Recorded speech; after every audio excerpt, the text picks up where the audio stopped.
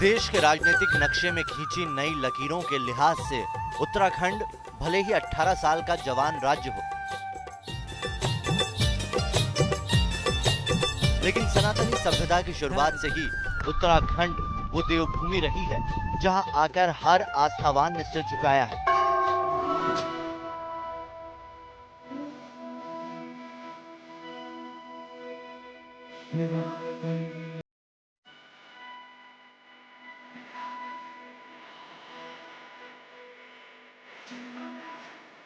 यहाँ हर पहाड़ की ओट में आस्था पलती आई है, फिर चाहे केदारनाथ धाम हो या फिर पाप धोने वाली गंगा नदी का उद्गम गंगोत्री।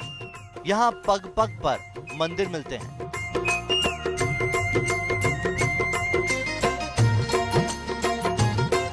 देवभूमि उत्तराखंड को कुदरत ने भी नायाब खूबसूरती बख्शी है। हिमालय की हसीन वादियों और बर्फ से ढकी चोटियां और इनके बीच से निकलती नदियों की धाराएं देखकर लगता है कि सौंदर्य शास्त्र के सारे अलंकार एक साथ यहाँ बसते हैं। यहाँ का लोक संगीत पहाड़ों की जिंदा दिली को आवाज देता है।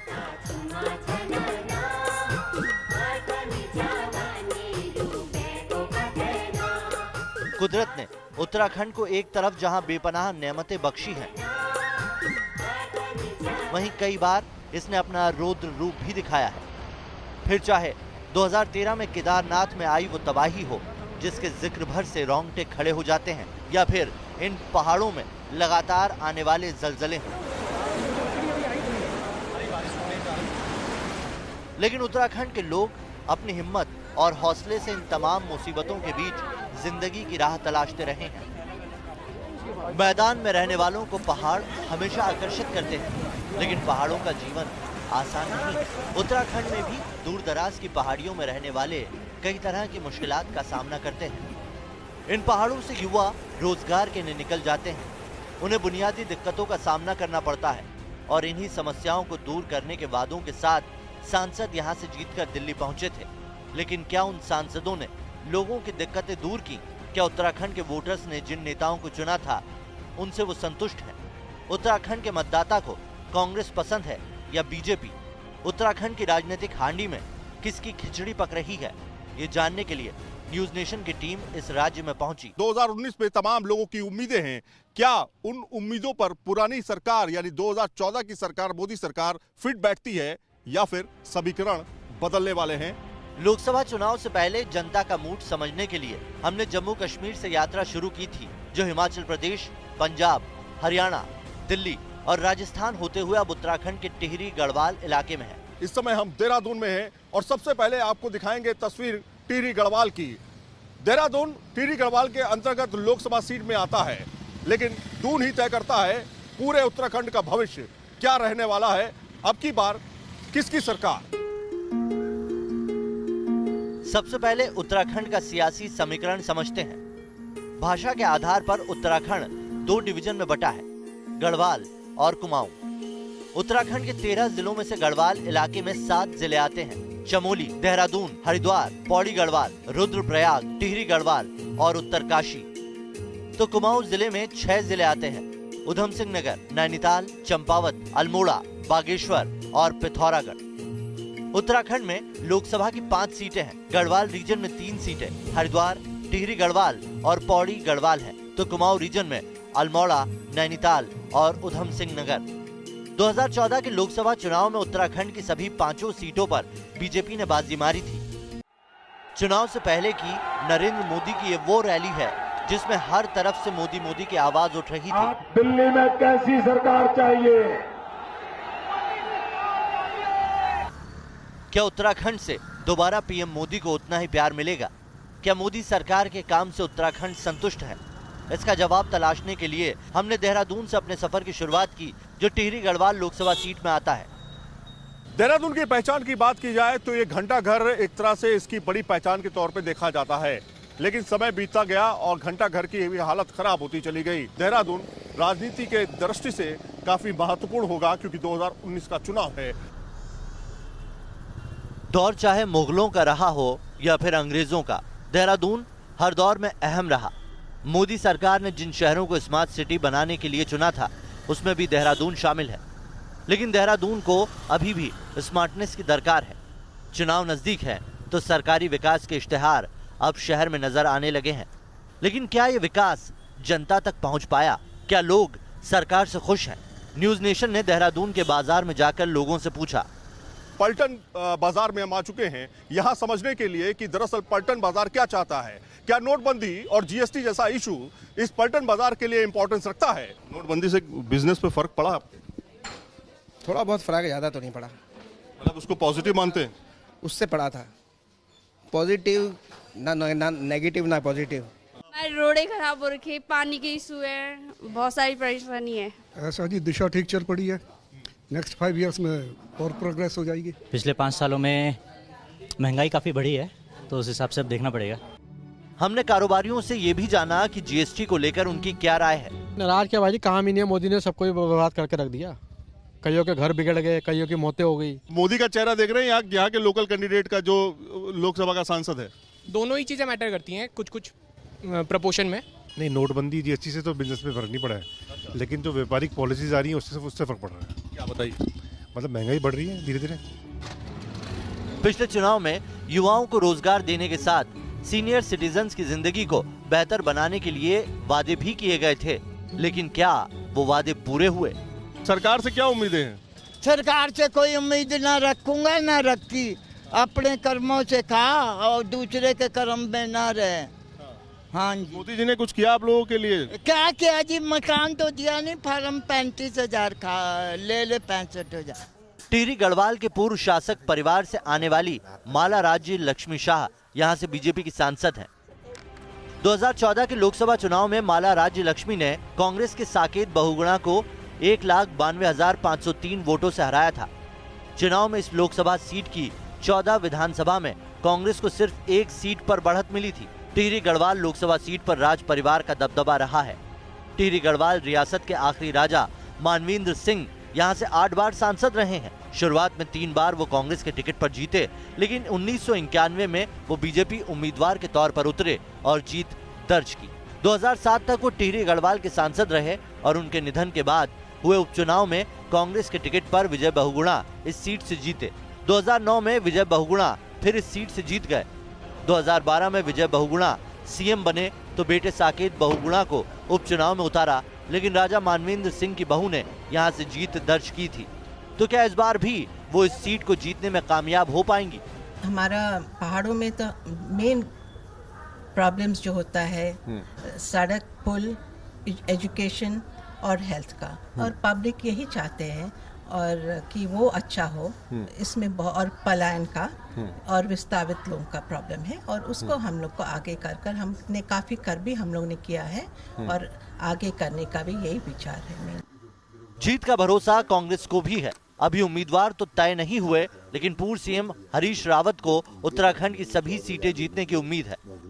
उत्तराखंड में यकीनन कांग्रेस की इस बढ़ती हुई राष्ट्रव्यापी स्थिति का लाभ मिलेगा, क्योंकि यहाँ सीधा सीधा मुकाबला कांग्रेस और भाजपा में है। भाजपा का डिक्लाइन है, भाजपा नीचे की तरफ को आ रही है, तो यकीनन कांग्रेस जो है ऊपर की तरफ जाएगी और हम 5 सीटों में उत्तराखंड में जीतेंगे। कांग्रेस को जिताएंगे या बीजेपी को फिर से मौका देंगे, इसका फैसला करने वाली सिर्फ जनता ही है। देहरादून से हम पहुंचे मसूरी। पहाड़ों की रानी कहा जाने वाला मसूरी मशहूर हिल स्टेशन है। अब की बार किसकी सरकार को लेकर के अब हम आ चुके हैं देहरादून के आगे 35 किलोमीटर दूर मसूरी। मसूरी काफी ठंड और काफी सर्द है इस समय, लेकिन राजनीति गर्म है। तमाम लोगों की डिमांड्स अलग अलग सेक्टर से हैं, चाहे वो बूढ़े हों, चाहे वो नौजवान हो, महिलाएं हों, अलग अलग मुद्दे हैं यहाँ पे, सबकी अलग अलग डिमांड्स भी है। हमारे साथ रिक्शा पुलर्स भी हैं और रिक्शा चलाने वाले जो लोग हैं उनकी भी डिमांड इस समय मौजूद है। तो मोदी आएंगे दोबारा? हाँ सर, उम्मीद है कि मोदी आ जाए। ठीक है, उम्मीद है। राहुल को मौका मिलना? हाँ जी सर, अब देखो क्या करता है जनता के। काम कौन से कर रहे हैं? फिलहाल तो मोदी कर रहे हैं। मोदी कर रहे हैं? जी हाँ। मसूरी में पर्यटन सबसे बड़ा उद्योग है, इससे हजारों लोगों का गुजर बसर होता है। मोदी सरकार में उनके रोजगार को लेकर कितना फर्क पड़ा, हमने ये जानने की कोशिश की। आपका काम कैसा चल रहा है ये बताइए। काम तो आजकल तो स्लो है, ऑफ सीजन है, तो इसलिए स्लो है। और पहले सुनने में आया था जीएसटी की वजह से भी इफेक्ट पड़ा है। जी, रोजगार की समस्या भी बहुत है मसूरी में, अभी इतना डेवलप नहीं हो पाया है। मसूरी घूमने के लिए उत्तराखंड से ही नहीं, देश के और हिस्सों से भी लोग आते हैं। चुनाव को लेकर हमने पर्यटकों से भी बातचीत की। मेरे लिए जो मेन है वो है एम्प्लॉयमेंट, क्योंकि अब हमारा जो है एक तो कंपटीशन इतना बढ़ चुका है और बेरोजगारी इतनी ज़्यादा हो चुकी है, तो बस हमें तो भाई रोजगार चाहिए। एक मुद्दा ये है कि स्वच्छता जगह जगह। मोदी ने स्वच्छता अभियान चलाया था, बढ़िया लगा। बिल्कुल चलाया हुआ है, कहीं कहीं ठीक है, लेकिन फिर भी पढ़े लिखे लोग सड़क के किनारे डाल देते हैं, बिल्कुल डस्टबिन में ना डाल के। मैं सपोर्ट ही चाहती हूँ मोदी जी आगे जो गवर्नमेंट वही आए आगे जाके। राहुल जी से क्या नाराजगी है? राहुल जी से तो मुझे कोई उम्मीद ही नहीं है।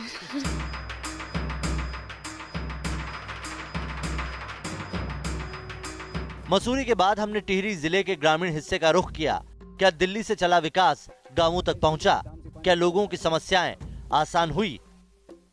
पहाड़ों पर पानी की एक बड़ी समस्या है। वजह ये कि अगर हैंडपंप ना हो तो आपको पहाड़ के नीचे उतर के पानी लाना पड़ता है। नहर हो, झरना हो, वहां से पानी लाना पड़ता है। जरा सा नहाना भी है तो पानी इतनी दूर से लेके आना है कि आप सोच भी नहीं सकते, आप तो एक बाल्टी पानी भर भी नहीं पाएंगे। पहाड़ों से अनेक नदियां निकलने के बावजूद लोग यहां पानी की समस्या से जूझते हैं। इसके अलावा रोजगार यहां की दूसरी बड़ी चुनौती है। जॉब की कमी के कारण यहां के गांवों में भी युवा कम ही मिलते हैं। कामकाज की तलाश में युवाओं को महानगरों का रुख करना पड़ता है। चंबा चौखाल की तरफ हम आ चुके हैं और तमाम स्थानीय लोग जिनके घर यहाँ पर हैं वो यहाँ मौजूद हैं। आप ये बताइए मैम कि कितनी मुश्किलें होती हैं घर चलाना पहाड़ों पर? मेन समस्या हमारे लिए पानी की, सड़क की भी इतनी दिक्कत नहीं है, लेकिन पानी की सबसे ज्यादा दिक्कत हो रही है। वर्षों से यहाँ पे मतलब पानी की इतनी दिक्कत है कि यहाँ बहुत दूर दूर से हमें पानी लाना पड़ता है, नदियों से, गाड़ियों से मंगवा के। लेकिन पानी की दिक्कत अभी तक किसी नेताओं ने इस तरफ से नहीं देखा है कि पानी ग्रामीणों के लिए चाहिए होता है। रोजगार की बहुत ही ज्यादा समस्या है इधर, सारे लोग पलायन कर रहे हैं। वोट लेने के बाद जो लोग जो वादे तो बड़े लोग लुभाने करते हैं और उसके बाद जो है अपने जो है मतलब कर्तव्य का जो है निर्वहन नहीं कर पाते। सांसद जानते हैं कौन है? सांसद तो सर हैं, लेकिन जो नहीं नाम तो नहीं बता पाएंगे, एक्चुअली नाम नहीं बता पाएंगे, लेकिन हमारे यहाँ जो है डेवलप नहीं हो रखा है। राहुल गांधी या मोदी? हम मोदी वाले हैं सर। ये बात बिल्कुल एक बता दिया साफ। हाँ, राहुल गांधी या मोदी? हम तो राहुल गांधी कांग्रेस वाले हैं। टिहरी गढ़वाल, भागीरथी और भिलांगना नदियों का संगम है। यहाँ पर अब टिहरी डैम बनाया जा रहा है। बांध के लिए इकट्ठा किए हुए पानी की वजह से यहाँ के बाशिंदों को दूसरी जगह विस्थापित किया गया। इस जगह को अब पुराना टिहरी कहा जाता है। चुनावी यात्रा में हम नई टिहरी से पुरानी टिहरी आ चुके हैं, लेकिन पुरानी टिहरी जनाब डूब चुकी है। यहाँ पर कोई नहीं, सिर्फ पानी ही पानी आपको देखने को मिलेगा। लेकिन जो भविष्य के लिए डैम बनाया गया उसकी क्या इंपॉर्टेंस है वो भी समझना जरूरी है।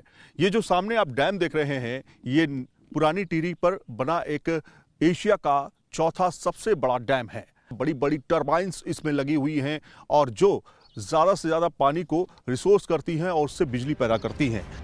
टिहरी बांध के पहले फेज से करीब 1000 मेगावाट बिजली पैदा होती है, लेकिन इस परियोजना के लिए यहाँ के लोगों ने बड़ी कुर्बानी भी दी है। बड़ी तादाद में विस्थापन हुआ। पुराना टिहरी अब पानी के नीचे डूब चुका है। टिहरी बांध दरअसल जो पुरानी टिहरी है उसके ऊपर बसाया गया है और खासतौर पे जो ये टिहरी बांध है, इस पूरी जो भागीरथी नदी है, जो इस समय अविरल धारा ये बह रही है भागीरथी की, और इसके नीचे यानी कि इस पानी के नीचे कभी एक पूरा शहर बसता था। पुरानी टिहरी इसी के नीचे बसती थी, यहाँ तक कि इसके अंदर वो महल भी हैं जो इसके अंदर जल समाधि ले चुके हैं। तो टिहरी के लोग इस बार किसको चुनेंगे? हमने यहाँ के लोगों से बातचीत की। राहुल गांधी को हम वोट देंगे। विकास किया है और विकास करेंगे। अभी जो हम 4 साल में देख रहे हैं जितनी प्रॉब्लम हुई है, हम नहीं चाहते कि और भी आगे प्रॉब्लम हो। देश के लिए मोदी। देश के लिए मोदी? हाँ जी। टिहरी गढ़वाल से पूर्व सीएम विजय बहुगुणा 2 बार सांसद रहे हैं। उनके बाद कांग्रेस ने उनके बेटे साकेत बहुगुणा को 2 बार यहां से उतारा, लेकिन दोनों बार वो हार गए। अब विजय बहुगुणा बीजेपी में शामिल हो चुके हैं। राज्य और केंद्र में बीजेपी की सरकार है। बीजेपी एक बार फिर टिहरी गढ़वाल जीतने की कोशिश में है, लेकिन कांग्रेस भी उसे कड़ी टक्कर देने के लिए तैयार है। टिहरी गढ़वाल के बाद हमारा दूसरा पड़ाव होगा दूसरी तरफ। उनके पास भी जाएंगे, उनके मुद्दे भी जानने की कोशिश करेंगे। तो अब की बार किसकी सरकार में टिहरी गढ़वाल से बस इतना ही। वीडियो जर्नलिस्ट तेजस शर्मा के साथ सैयद आमिर हुसैन, न्यूज नेशन, टिहरी गढ़वाल।